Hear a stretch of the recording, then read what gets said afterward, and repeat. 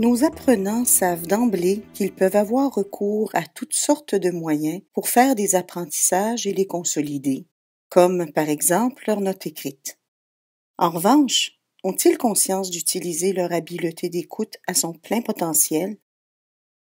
Une simple activité de sensibilisation à l'écoute peut parfois amener l'élève à prendre davantage en considération cette compétence aux fins d'apprentissage de savoir phonétique.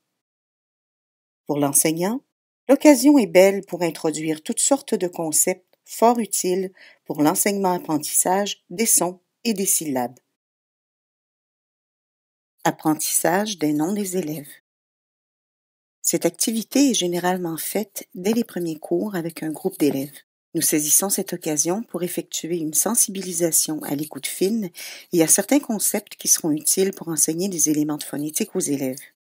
Madame, comment vous appelez-vous? Je m'appelle Célia. Je répète le prénom de Célia avec la même intonation qu'elle pour montrer que je respecte le modèle qu'elle me donne.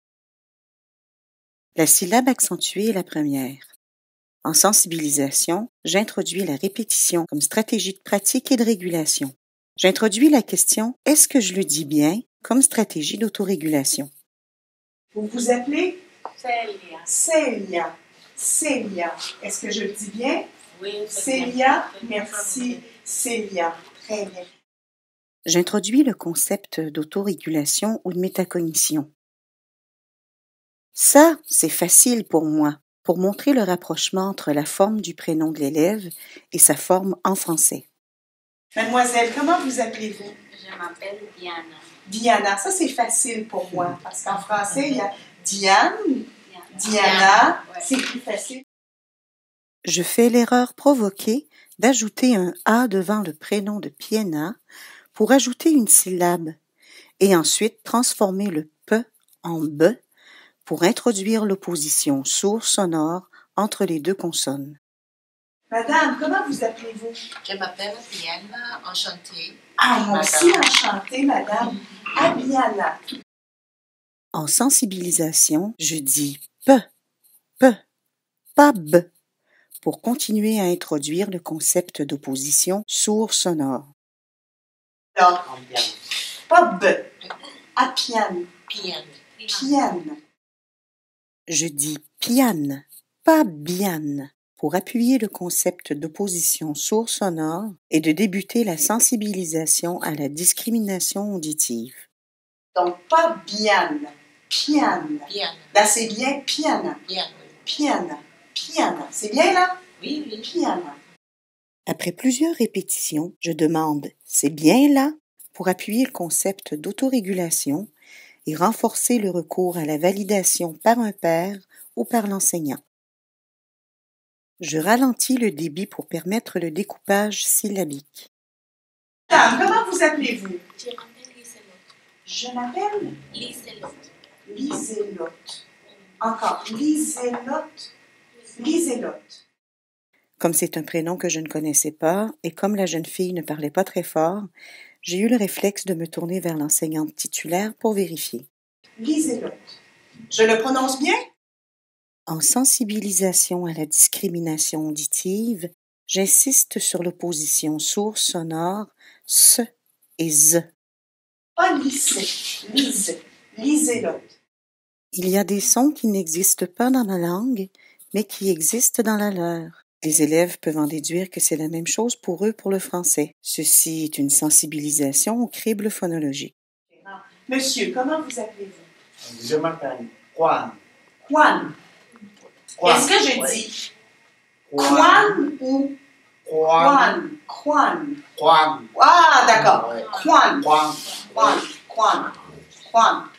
Pas Juan. Juan. Juan.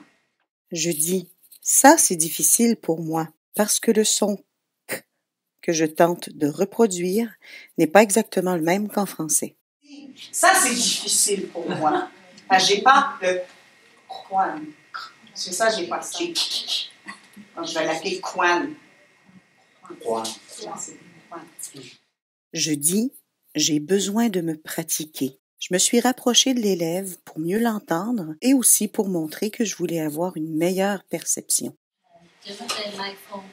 My phone. Oh là, j'ai besoin de me pratiquer. Vraiment, j'ai besoin de me pratiquer. Je demande est-ce qu'il y a un N à la fin pour sensibiliser au fait qu'il puisse exister une consonne finale en fin de mot, alors que ce n'est pas le cas dans certaines langues. My phone. My phone. Merci, My madame. phone. Est-ce qu'il y a un N à la fin? Phone. Phone. Phone. Je demande est-ce que je le prononce bien pour la stratégie d'autorégulation et je fais un découpage syllabique pour attirer l'attention sur ce type d'unité. Comment vous appelez-vous? Je m'appelle Yilmaz. Encore, s'il vous plaît, pour moi. Je m'appelle Yilmaz. Yilmaz. Est-ce que je le prononce bien? Oui, c'est tout bon. J'oppose S et Z entre mas et maz en sensibilisation à la discrimination auditive. Maz. Mas. Y- Mas. Y-I-L-M-A-Z. Yilmaz. J'oppose T et D en sensibilisation à la discrimination auditive. Je m'appelle Widel. Widet.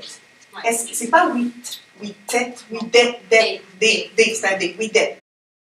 En sensibilisation à la discrimination auditive, j'insiste sur la consonne en finale de mot et sur l'opposition orale nasale T et N. Madame, Je m'appelle Yen. yet, Yen. avec un n ou t? Un. Ou. Pouvez-vous répéter, s'il vous plaît? Yen. Yen.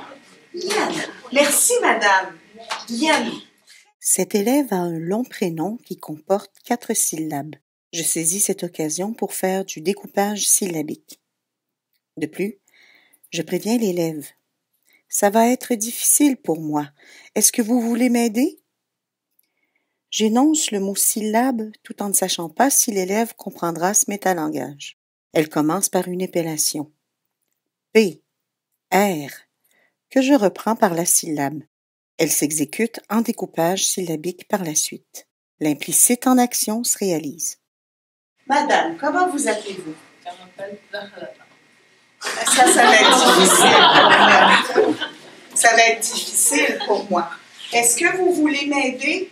Je m'appelle La première syllabe, c'est quoi? P. P. A. Alors, pr, Pra. pr, Pa. pr, La. la, Ta. ta. Encore une fois. Pr, Rahat la ta. pr, la, ta. La mise en place des éléments précédemment mentionnés porte fruit. L'élève dit son prénom en découpant bien les 2 syllabes. Monsieur, comment vous appelez-vous? Je m'appelle Aïdek. Encore une fois pour moi, s'il vous plaît. Aïdek. Aïdek. Aïdek. C'est comme Québec. Hein, on aime ça, hein? Aïdek et Québec. Merci beaucoup, Aïdek. Ça, c'est facile parce que c'est comme Québec. Aïdek. Voilà. Par la suite, il s'agira de poursuivre l'enseignement-apprentissage des savoirs phonétiques tous les jours en les annexant au vocabulaire ainsi qu'au savoir de la grammaire de la phrase et de ses constituants.